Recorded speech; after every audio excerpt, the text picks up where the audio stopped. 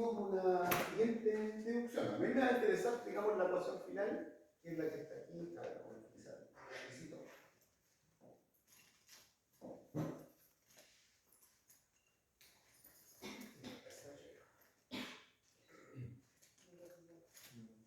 Ya. Está aquí, ¿cierto?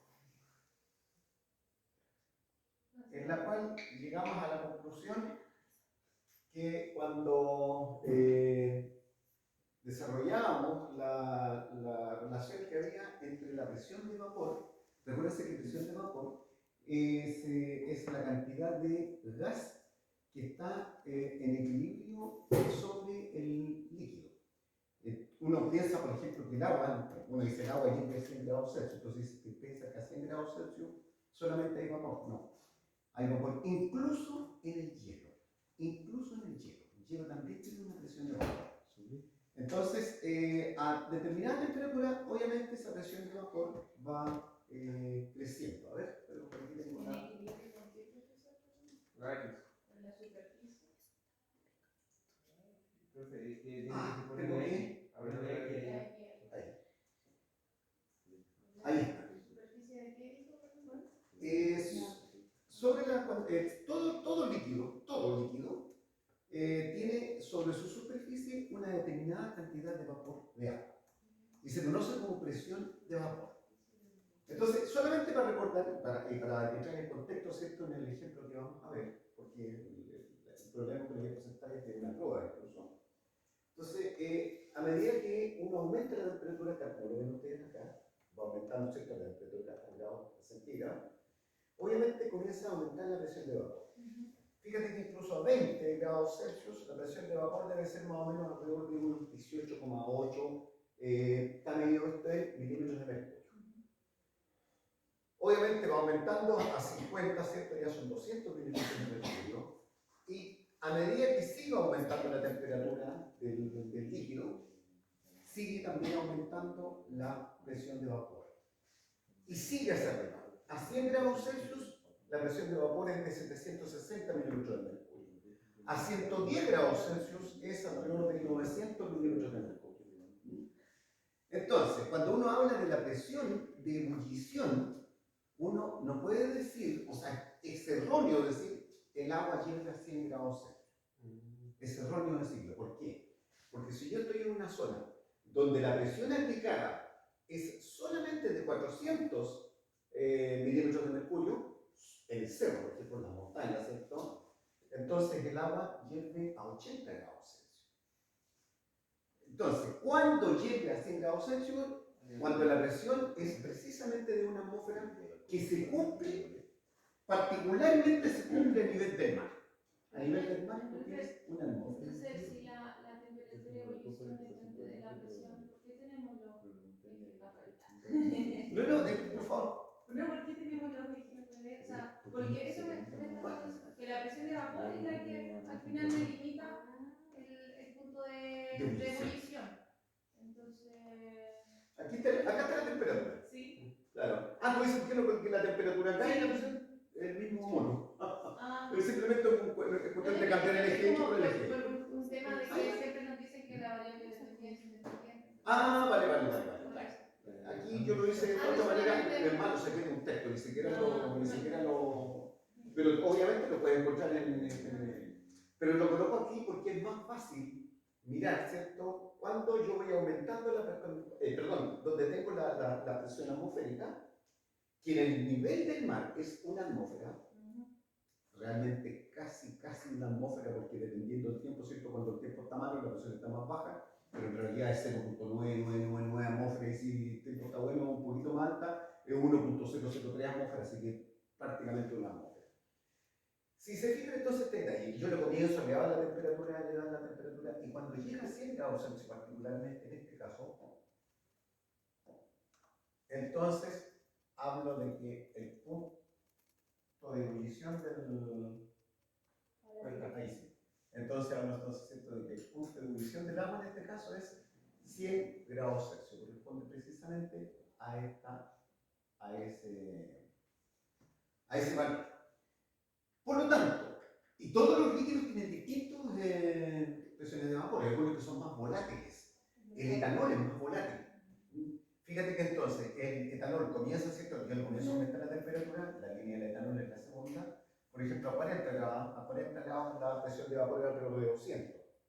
Es más alta que la del agua, que es un poquito más baja, digamos, ¿cierto? La agua es como, no sé, sí, probablemente 100 o 80. Y a medida que empieza a aumentar la temperatura, entonces comienza a elevarse la presión de vapor del etanol. Y en el caso de que estemos a nivel del mar, que más o menos sería esto, no sé cuánto tenemos en área, está un poquito más arriba del mar, yo creo.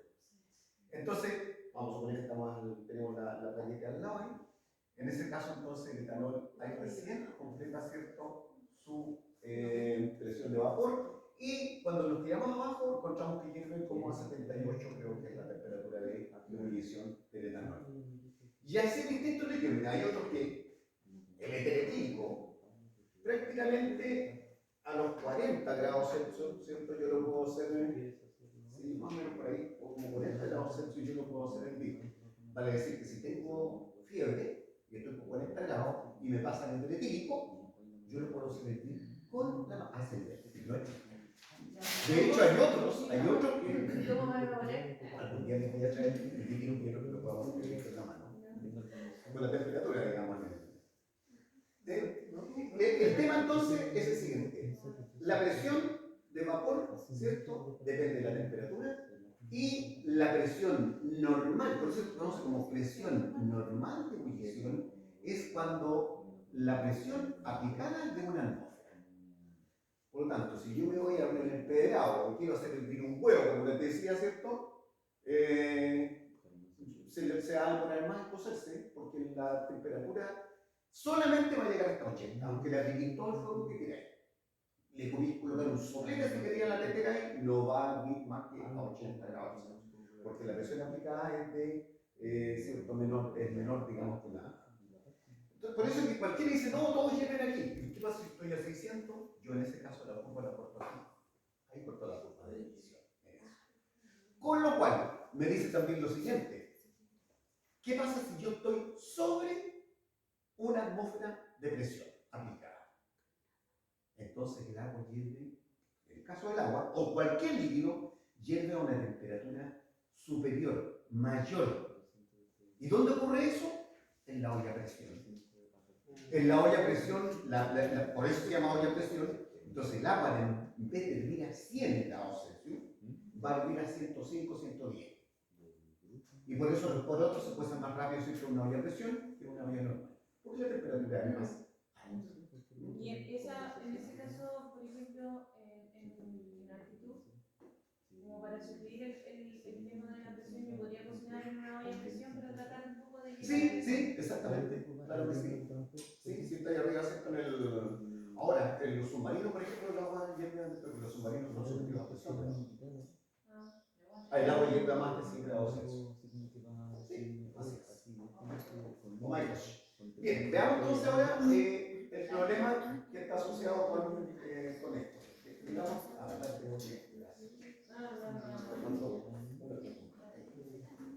veamos entonces ahora, ¿cierto? Cómo depende la presión de vapor con respecto a un parámetro que se llama calor de vaporización. Este calor de vaporización es el que hace de que estas curvas tengan distintas pendientes a cada nivel. Podemos ver, son todas distintas. ¿De qué depende este valor? Depende de este parámetro, el calor de vaporización. Ahora, ¿podemos nosotros medir el calor de vaporización? Claro. De hecho, esta curva que está acá, de la presión de vapor del agua, es exponencial. Es esto. Cuando nosotros arreglamos eso, ¿cierto? Esto lo tienen ustedes incluso Xavier Lucas, ¿no? Cuando nosotros arreglamos esto, esta ecuación que está acá, llegamos entonces a definir que el logaritmo natural de la presión de vapor depende del valor recíproco del calor de vaporización partido por R y por T en ese año. Si yo aquí coloco, ¿qué es lo que el logaritmo natural de C? C es una constante que vale todo sobre T. C, entonces, vamos a ver acá. C es simplemente es una. ¿Te quieres sentar allá mejor? Porque C precisamente es una constante.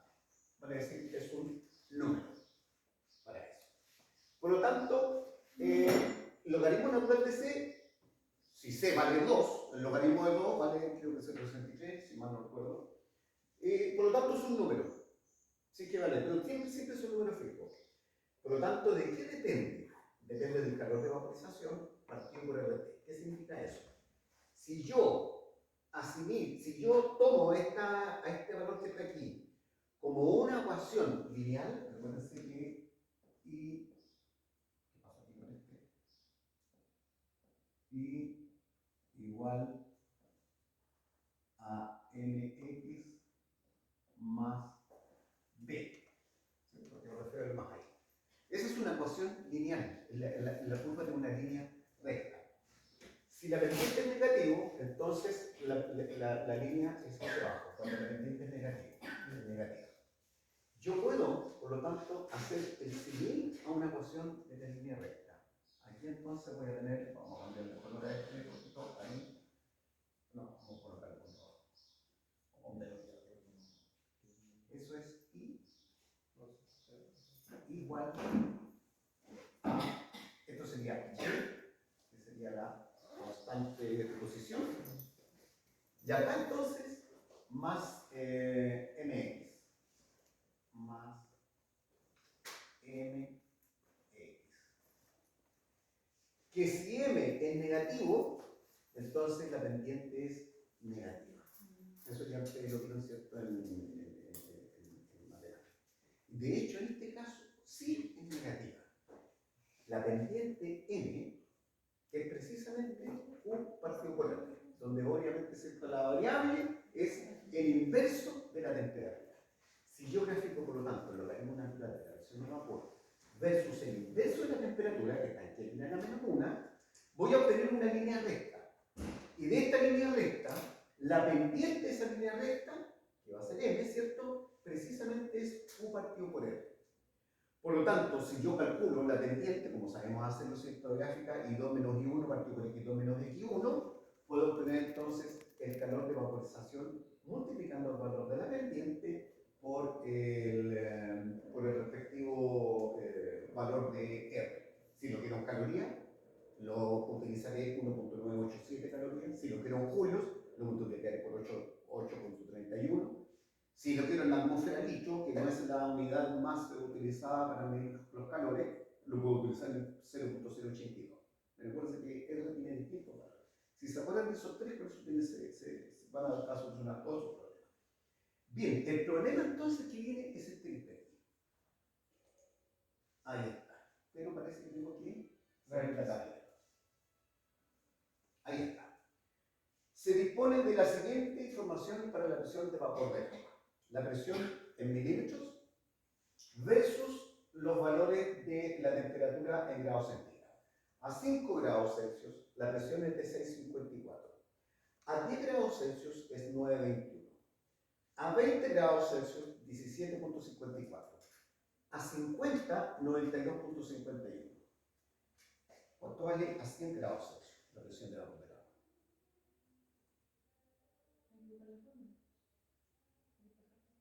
Y le podemos deducir del mismo. Pero es más fácil. ¿A cuánto hierve el agua? Y por lo tanto, y a 100 grados Celsius, ¿pero qué? ¿Cuál es la otra condición? A 760, una atmósfera, 760 milímetros de mercurio. Por lo tanto, si aquí yo hubiera colocado otro dato más, hubiera entonces, ¿cierto?, que haber agregado aquí que. Aquí, sí, está dentro de mí. Ahí sí. Entonces, hubiera podido agregar, ¿cierto?, que a 100 grados Celsius esto valía 760 milímetros de mercurio. Ahora yo quiero conocer cuál es el calor de vaporización para esto. Bueno, ¿qué es lo que tengo que hacer entonces? Acordarme que el logaritmo natural de la presión de vapor es igual al logaritmo natural de C, que es una constante, es un número, menos el Q de vaporización partido por R y por 1 partido por T. Por lo tanto, lo que tengo que hacer entonces, ¿alguien tiene calculadora por ahí? Facilítame esta. Porque la mía antes tengo ya, se me quedó detrás de uno. Lo que tengo que hacer simplemente entonces es, en esta misma tabla, vamos a calcular desde esa tabla que está ahí, a ver si lo coloco aquí mismo, no es mala idea. Voy a colocar aquí entonces el logaritmo natural de la presión, de esa misma tabla. Y voy a calcular entonces de cada uno de estos valores el logaritmo natural de ese valor. En este caso entonces sería logaritmo natural de 6.54, 1.878. 1.878. 878. Logaritmo de la presión de baja. Exactamente. Aquí entonces el logaritmo natural después de 9.21, 2.220. 2.220. Logaritmo natural de 17.54, 2.864. 2.864. Logaritmo natural de 9. Logaritmo natural de 9.92. 92.51, ¿cierto? Sí. Eso te sale 4.527. 4.527. Y podría calcular el logaritmo natural de 760, si quiero. Lo voy a dejarlo ahí porque eso son los datos. Esto es una pregunta de la prueba. La pregunta número 2 de la prueba. ¿Y qué me falta ahora? Ya tengo estos valores. Ahora me falta entonces el X. El 1 partido por T, pero ojo, en grado Kelvin. En grado Kelvin. Por lo tanto, tengo que transformar entonces cada uno de esos primero grados Kelvin.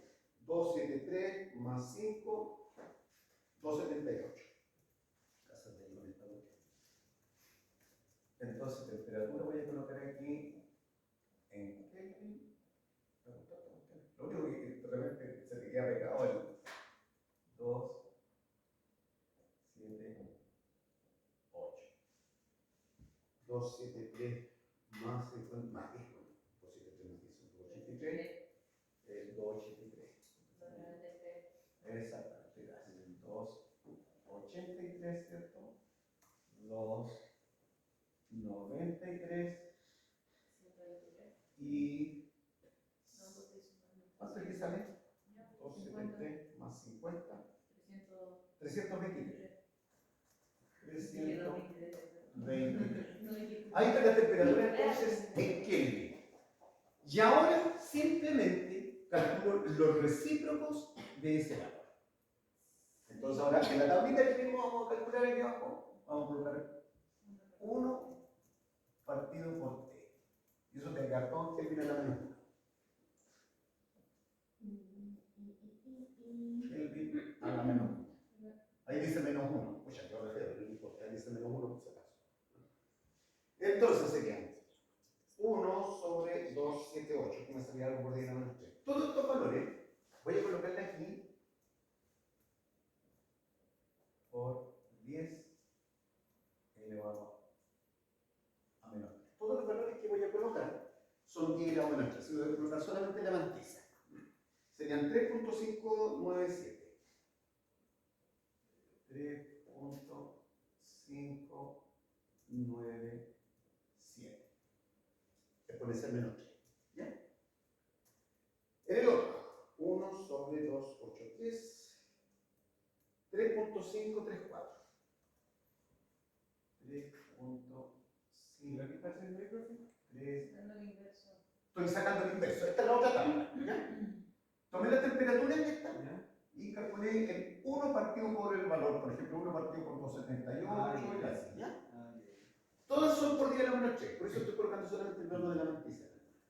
Todos estos valores son 10 a la menos 3. Pero para no escribir 10 a la menos 3, después al final lo 1 sobre 293 sería entonces 3.413. 3.413 por 10 a la menos 3.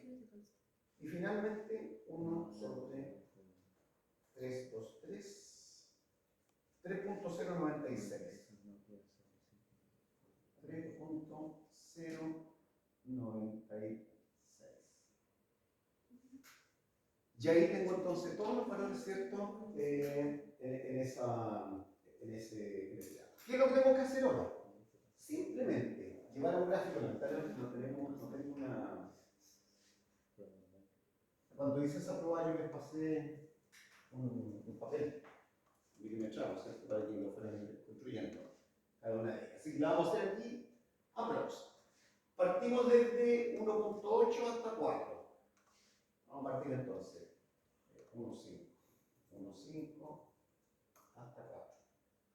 1.5, 2, 2.5, 3, 3.5, 4. El 4, algo era, 4,5. Vamos a llegar un poquito más arriba. Por ahí entonces estaría el 4,5. 4,5. Ahí tengo entonces, ¿cierto?, la construcción del eje Y. Y lo otro tengo que construirlo desde 3.1 hasta 3.6. Voy a partir de 3 acá. Entonces. Vamos a colocarlo con otro color para que no quede tan feo. 3,0, 3.1, 3.2, 3.3, 3.4,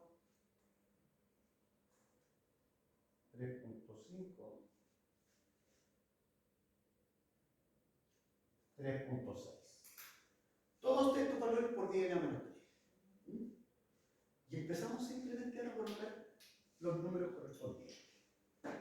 1.88, 1.5, 1.8, vamos a hacerle así al vuelo pájaro, ¿no? 5, 6, después que más, 1.8, le corresponde 3,6. Ahí vengo el primer punto. 2.2, 2,3, 2,4, 2,5, 2,1, por aquí. 2,2 le corresponde 3.5. Le corresponde 3.5. Ahí. 2.8, 2.9 más o menos. Casi 3. Le corresponde 3,4. Aquí está, 3,4. Ya me digo feo el punto, pero qué ideal. 4.5. 4.5 le corresponde 3.0 acá, 3.1 acá. Ahí estamos. Ya. La cosa no quedó tan en una línea recta, no será. Yo se lo hago un papel milimetrado, obviamente, y por lo tanto aquí entonces trazo mi línea. ¿Qué es lo que tengo que hacer ahora entonces simplemente? Es calcular la pendiente. Y para calcular la pendiente, elijo dos puntos, cualquiera. Lo voy a elegir, a ver, voy a elegir este punto, el 3.5, 3.2. 3.5 corresponde, ¿cierto?, a 3.5, 3.2. Ahí tengo un punto. Voy a elegir acá, 2. Y el otro punto va a ser entonces el 2, 3.53. 2,0, 3.53. Ahí tenían, ¿cierto?, los valores Ix. Y X. De aquí para adelante, el tema es simplemente geométrico. Se acabó la físico-química, aquí se acabó la físico-química. Ahora va adelante, ¿cierto? Es un tema geométrico. Entonces, la pendiente, ¿cómo se calcula la pendiente? I2 menos I1 partido por X2 menos X1. Y elijo, pues este va a ser mi X2, entonces van a ser 3,5 menos 2,0. I2 menos I1. X2, 3,2 por 10 elevado a menos 3 menos 3,53 por 10 elevado a menos 3. Bueno, 3,5 menos 2 son 1,5, ¿no? 1,5. Estos valores, obviamente, tal como estamos haciendo aquí, les recuerdo nuevamente, estamos sacando de forma aproximada porque no tenemos una tabla. Podría haber colocado una tabla ya, digamos, pero ya no lo hice ya. Ahora lo estoy pensando. Entonces, serían después 3,53, 3,2 menos 3,53. Vamos a colocar aquí 3,2 exponencial menos 3 menos, ¿lo sacaste mal? 3,53 exponencial menos 3. Eso te da menos 3,3 por 10 a la menos 4. ¿Por qué? Sácala, a ver. Es que yo la conservé, yo puse 0, sí, claro. 0,33 por 10 a la menos 3. 3,5 y 1 y 2. 3,2 menos 3,53. Es que no tiene ninguna ahí anotada con 3 como hay algo arriba. No, es que yo lo saqué de la tabla. Lo sacan de la pendiente. Yo elegí esta pendiente. Lo voy a colocar en Por verde. eso, Ya, pero no, independiente de la taller. Yo elegí esa pendiente. Elegí 2 puntos. Sí, 2 puntos cualquiera. usted graficó allá ¿Sí? en 2,0. 2,0, ¿cierto? Y extrapolé aquí más o menos el 2,0, que este que está aquí más o menos. Ah, Y pero bajé ¿por acá. qué no lo saca con los datos que ya tiene? ¿Sabes por qué? Mira, uno podría haber dicho sacarlo de ahí. Pero les voy a decir lo siguiente, y esto es un tema que ocurre siempre en la ciencia. Cuando te dicen ya hacen los experimentos, se acaba un experimento, y tú haces los experimentos, nunca te van a quedar en la línea. Porque vas a tener errores sistemáticos o errores humanos, hay varios tipos de errores. Entonces, lo que vas a tener es esto. Y tú trazas la mejor línea. Si yo eligiera, suponte que yo eligiera este y este, sería una pendiente completamente distinta que si hubiera elegido ese y ese, que prácticamente tiene pendiente infinita. Entonces, para evitar los errores sistemáticos, ¿cierto? O los errores humanos, o errores de cualquier tipo, uno hace esta aproximación. Probablemente aquí incluso ese punto haya estado fuera y yo lo que tengo que hacer es tirarle una línea, digamos, adicional. Bien, visto eso entonces, me queda 0,33 por 10 a la menos 30, o menos 3,3, voy a colocarlo acá, menos 3,3 por 10 elevado a menos 4. Lo cual me da para el valor de m, ¿cierto? 1,5 dividido por la respuesta, menos 4.545. 545 grados a la menos 1. Kelvin a la menos 1. Ese es el valor de la pendiente. Voy a volver entonces. ¿Qué es la vertiente? Es Q de vaporización partido por R. Voy a seguir entonces acá. M es el Q de vaporización, que es el valor que yo quiero medir, partido por R. Y en este caso entonces vale menos 4,545. 4,545.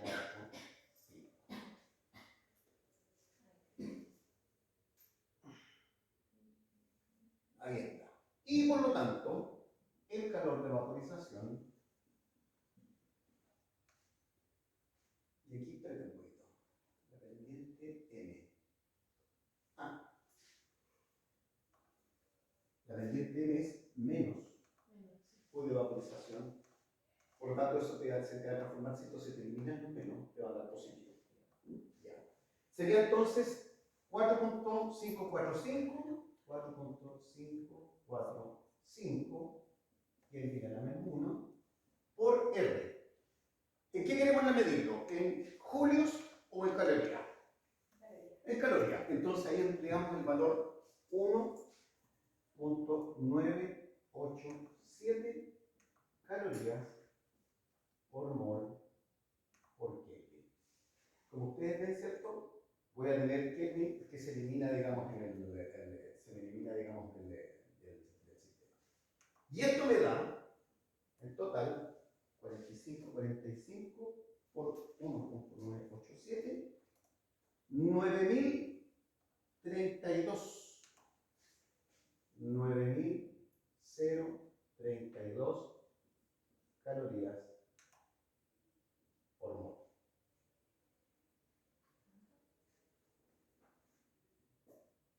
Calorías por mol, exactamente, sí. Aunque tengo una incongruencia aquí, a ver.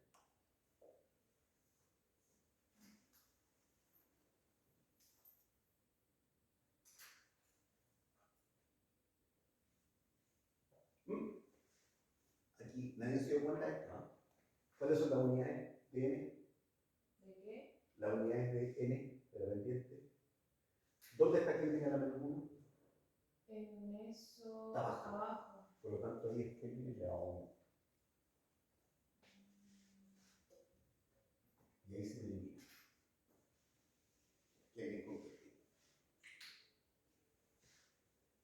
Porque es 1 dividido por 1 partido por T.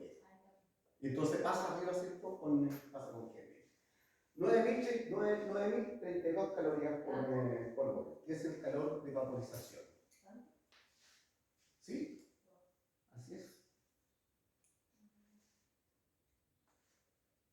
Vamos a ver cómo están estos datos. Calor de vaporización del agua en calorías. Según Khan Academy, es decir, el agua tiene un alto calor de vaporización, que 540. es la cantidad de energía necesaria para transformar un 540 por gramo.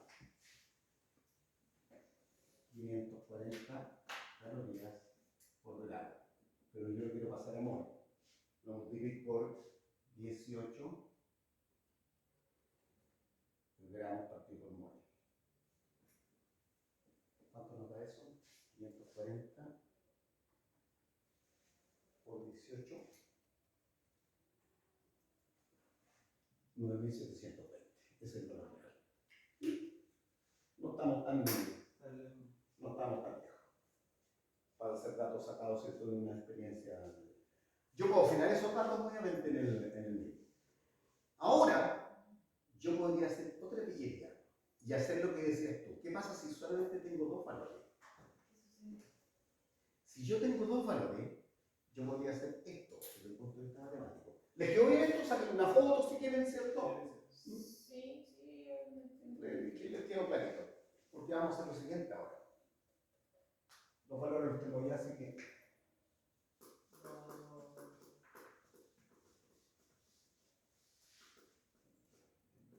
Ya, vamos a ver aquí.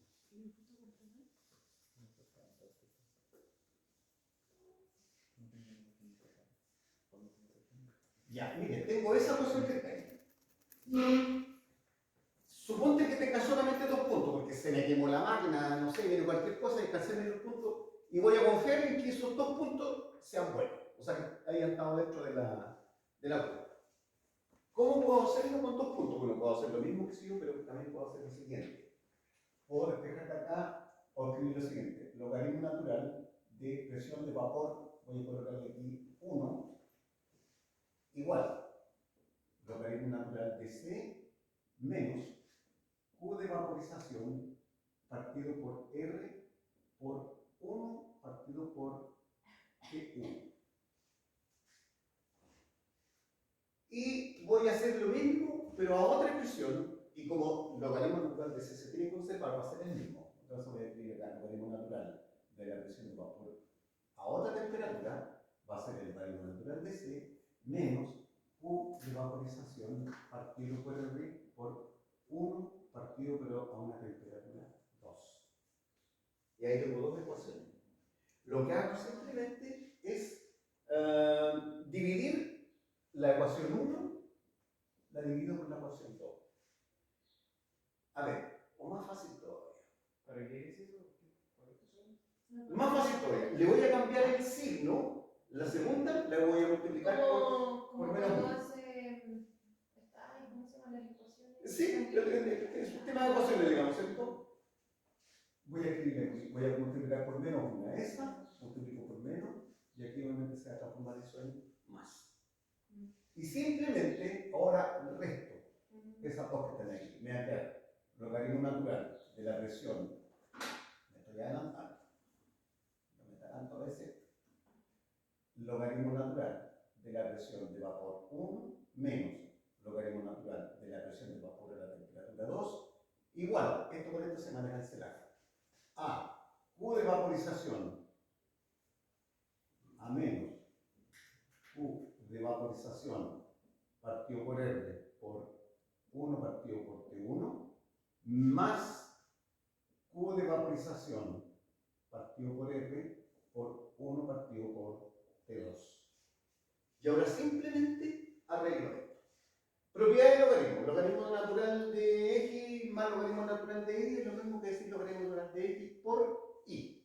Logaritmo natural de X menos logaritmo natural de Y es lo mismo que decir logaritmo natural de X partido por Y. ¿Se recuerdan de eso? Propiedad de logaritmo. Por lo tanto, puedo escribir logaritmo natural de la presión 1 partido por logaritmo natural de la O sea, presión en teoría igual 2. si tomamos los datos que están ahí, al final podemos resolver todo. Sí, con dos puntos, lo que dice todo.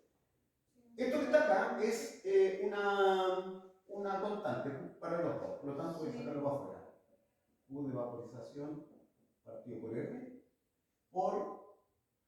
¿También lo podría tomar como constante? Sí, lo saqué para afuera. No, o sea, perdón.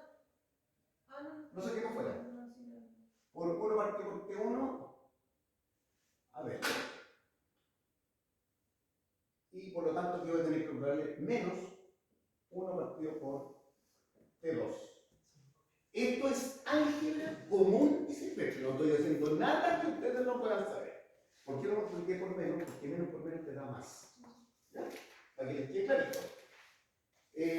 La química, así como en la física, se requiere mucho del elemento de la herramienta matemática. No podemos sacarnos, digamos, de la herramienta matemática. Que por lo demás no es ninguna cosa rara. ¿Por qué no coloqué un menos aquí?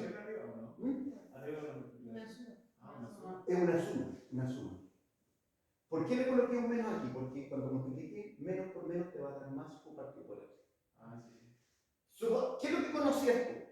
Suponte que conocías dos valores de la presión de vapor, como esta y como ese valor. Por lo tanto, vamos piqueando qué conocemos. Conocemos esto, conocemos esto. ¿Qué otra cosa conozco? Elegiste el 1 partido por T1, también lo conocí. Te quedas el 1 partido por T2, también lo conocí. Por lo tanto, la única incógnita que te queda, porque R es una constante, la única incógnita que te queda es R. Esa es otra forma analítica, ¿cierto?, de resolver el paper. Porque nos dijo que era constante. ¿Es una constante? Sí. Entonces después dijo que también incógnita que nos quedaba era eso. No, es una constante de valor. Me refiero que lo único que... Mira esta ecuación. Que es lo único que no conoces es Q. El resto lo conoces todo. Ahí están los datos.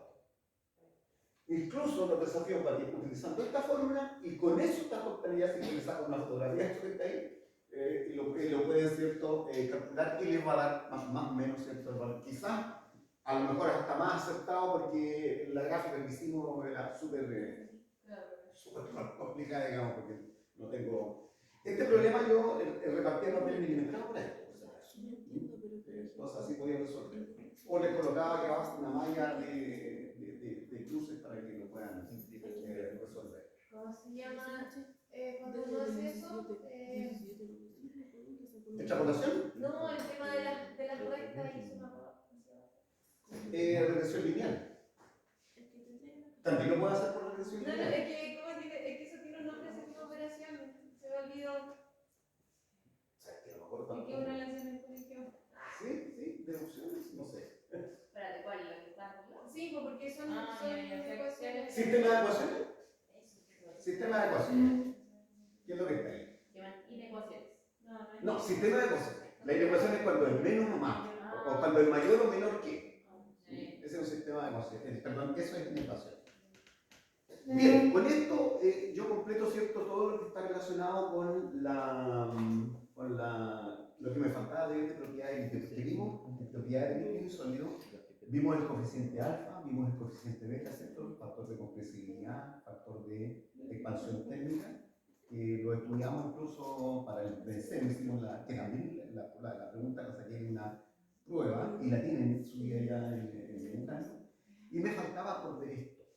Por ver esta parte, digamos, cómo se determinan los calores de vaporización, que de hecho debió ser un práctico que ustedes debían hacer, pero no tengo acá un sistema de alto vacío, y yo tengo una máquina ya, pero para traerla es muy complicado, ¿no? Y tengo que armar todo el sistema.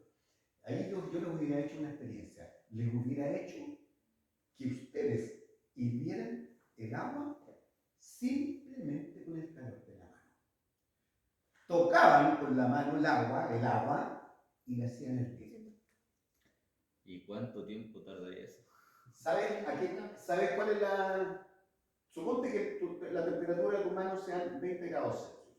Entonces yo lo que hago es bajar la presión del sistema, que es un sistema de vacío.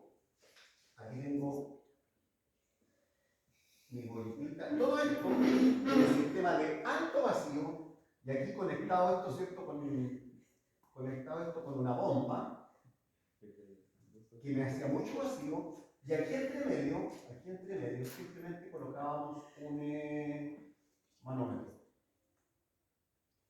Un manómetro para medir el vacío. Cuando el manómetro está en 17,5, colócale 18 para redondear. Si yo tengo esto, que yo puedo respirar esta bomba, es decir, colóqueme 18 milímetros de mercurio aquí. 18 milímetros de mercurio, la presión. Y aquí abajo tengo agua. Yo lo toco con la mano y el agua comienza a hervir. Creo que existía un jueguito, ¿me acuerdo? Sí, pues también sí. Que la gente se lo Tú colocaba tocabas en la la mano. mano y empezaba. Yo le voy a traer un poquito porque lo tengo. No chiste. Es que jueguito ese. Bien, ¿Ah? les quedó Gran caliente. medianamente, no meridianamente claro. Meridianamente claro es cuando algo queda pero completamente entendido. Medianamente claro es cuando se entiende. ¿Les quedó medianamente claro? Es importante que lo entiendan. Ah. Ahora, como se ven, simplemente es cuestión de, claro, la fórmula está aquí. Yo no soy de colocar la fórmula tal como lo vieron acá, ¿cierto? No soy de colocar las fórmulas de escribirlas y tirarlas adelante. A mí me interesa que ustedes sepan de dónde vienen estas cosas. Por eso que yo les... Se da la vuelta. Ahí Sí, está. pero créanme que vamos a tener la forma. Por eso que yo les derivé esto. Les derivé esa cosa que está ahí. Cuando uno coloca la presión, esta presión que está aquí es simplemente, o esta que está aquí, es simplemente la gráfica de lo que está ahí arriba. No, no hay problema si yo se las coloco adelante, digamos. El tema es que ustedes tengan que ver, ¿cierto?, de que las cosas no nacen, digamos, a menos que una deducción sea empírica. ¿Qué significa que sea empírica? Que no tiene sustento científico. Y simplemente lo que hice fue, por ejemplo, tenía esa tendencia y saco esos detalles. Y suponte que aquí sea las calorías que tiene una determinada fruta. Y yo ajusto, dependiendo de la fruta, ¿cierto? Y yo ajusto los valores y digo que si yo, la cantidad de calor que tiene cada fruta es simplemente el valor que está aquí de la pendiente M multiplicado por la fruta correspondiente. Eso no tiene ningún sustento científico. ¿Terminamos? ¿Cómo está ahí? Hola, ¿cómo estás? Bien, bien, sí, tomándolo entonces porque después vamos a hacer